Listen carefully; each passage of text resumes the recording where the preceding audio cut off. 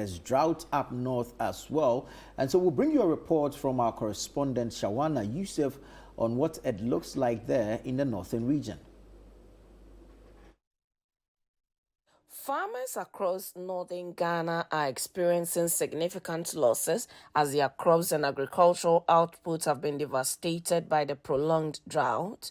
Crops such as maize, rice, groundnut, and millet, staples of the region, have withered due to the lack of rainfall.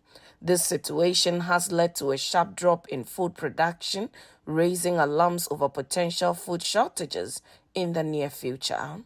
Smallholder farmers, who make up a large portion of the agricultural workforce, have expressed their despair. Speaking to ChannelOne News, many of them share that they have lost hope and believe that even if rains were to arrive now, it might be too late to salvage their crops.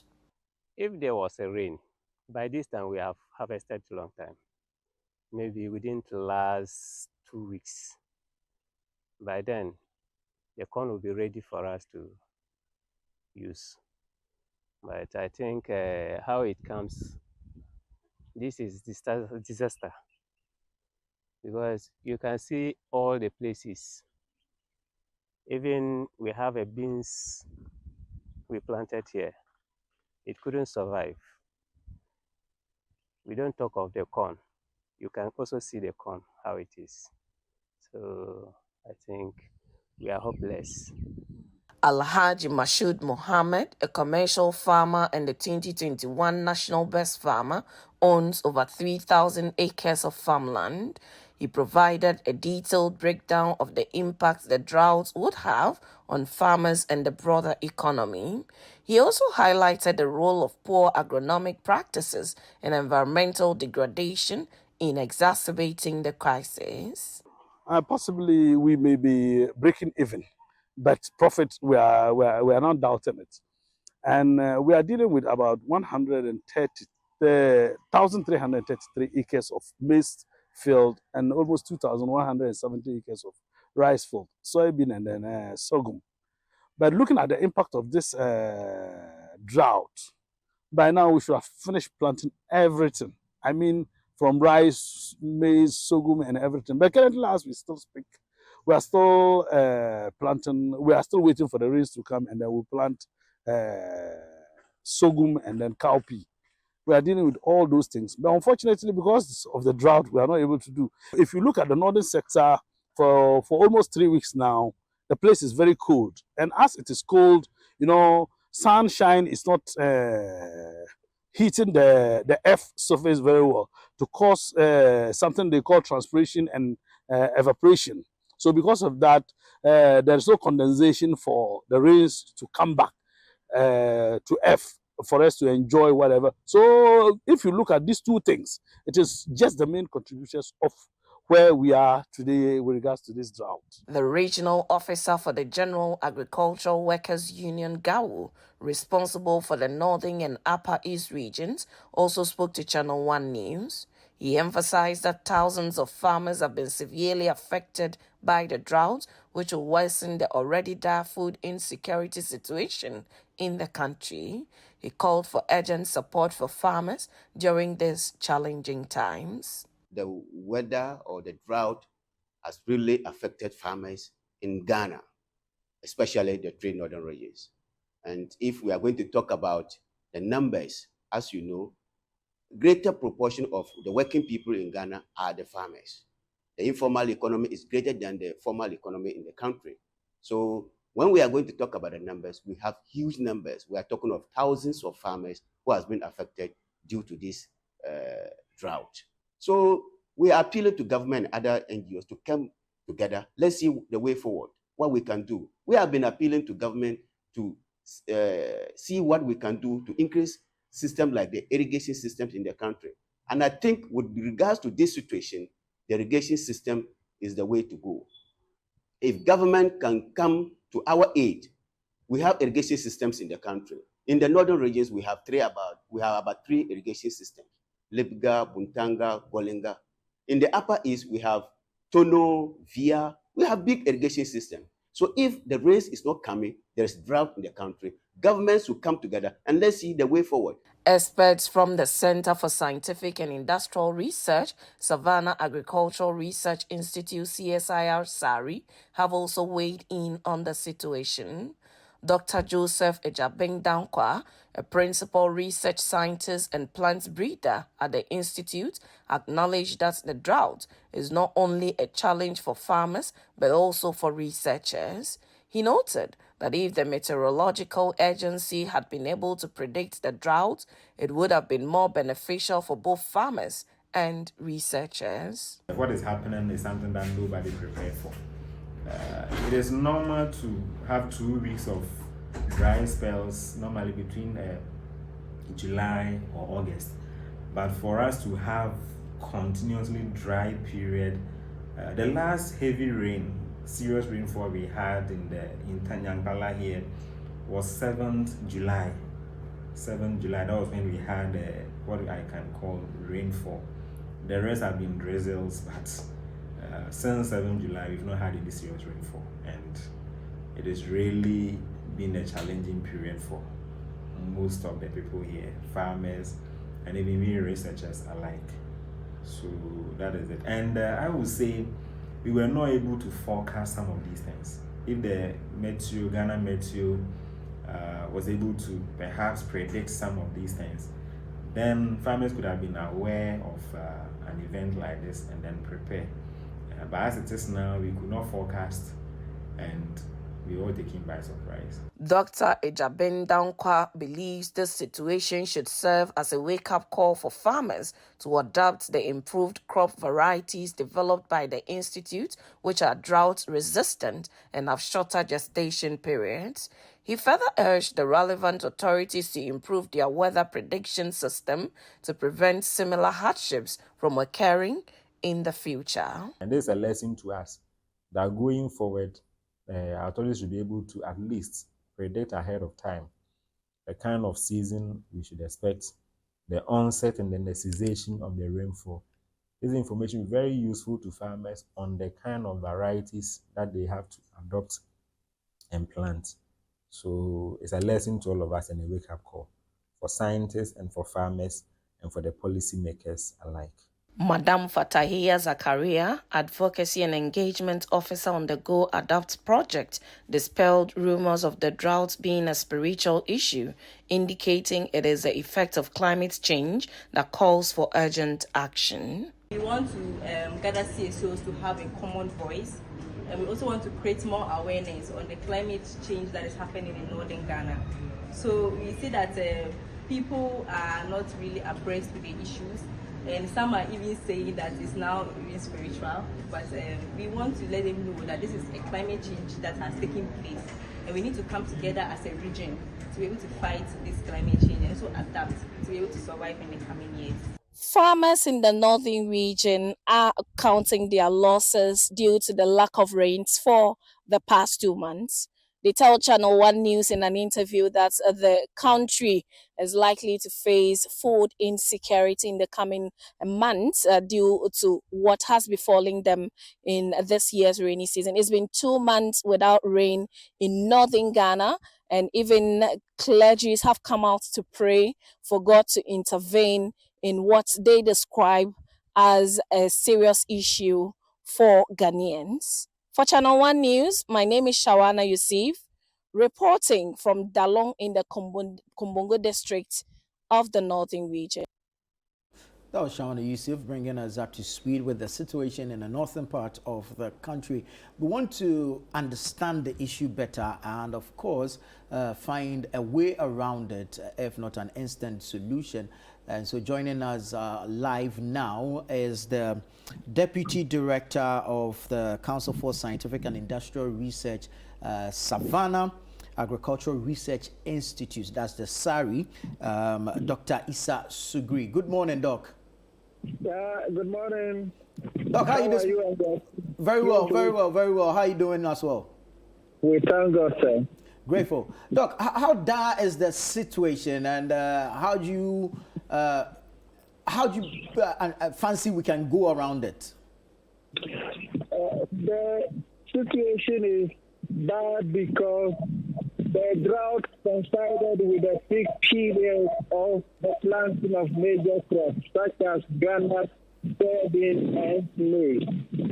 And due to the prolonged nature, they were not able to plant on time. Just yesterday or 2 days ago, we had rains, but it is also too late to plant these major crops. You know, maize, soya, granite are the major food security crops in northern Ghana. So if we miss out on the planting window for these crops, it has very significant effects on both household food security and national food security. Doc, now, I mean, there's been calls or there's been talk about improved varieties and all, climate-tolerant seeds and all. We want to believe that the council has done some work regarding this, but how accessible are these seeds to the farmers in the areas? So, at our corner of research institute, we have been proactive at developing technologies that can address the situation. These include the development of high-yielding, short-maturing, and drought-tolerant varieties. The challenge which is with the seed system has to do with the capacity of the national seed system to be able to multiply these varieties in large quantities so that the seed is available to farmers. So that capacity is a two-way. It has to do with the capacity of the producer and the capacity of the policy institutions such as government and other donor agencies that can develop the capacity of these seed growers to be able to do seed production. Basically, it has to do with resources. And if the farmers or seed growers don't have the resources to multiply the varieties in that quantity to enable seed access, and government also does need support, then the technology generally will be halfway to reach the end user. Doc, the government has been or has this flagship program, the Planting for Food and Jobs. We've seen the phase one done. Now we understand there's a PFJ 2.0.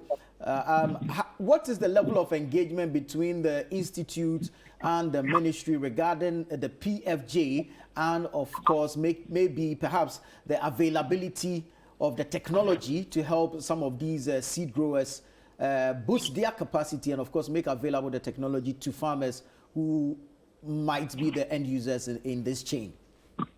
So, to some extent, we are involved in the planning of the program, but to a large extent, we want to also be directly involved. How could the government provide resources for us to produce enough seed? So sometimes these direct involvement are very weak, and this is the challenge we have. So to a large extent, we participate in the planning processes, some of the implementation meetings, but we also want direct support. How could they support us with resources, clear land, and so that we can produce more foundation and certified seed for the farmers? But sometimes the general support from government in those interventions is very weak. Right. Doc, can you speak on the importance of innovation when it comes to agriculture, especially when it comes to facing climate change? So there are several things we can do in this regard. The first is knowledge of when and how to plant. So you need to train and let the farmers know the appropriate window for each crop. The second one is appropriate technology. How do we give the appropriate seeds that are resistant, that are tolerant to both pests and diseases, and that are high yield?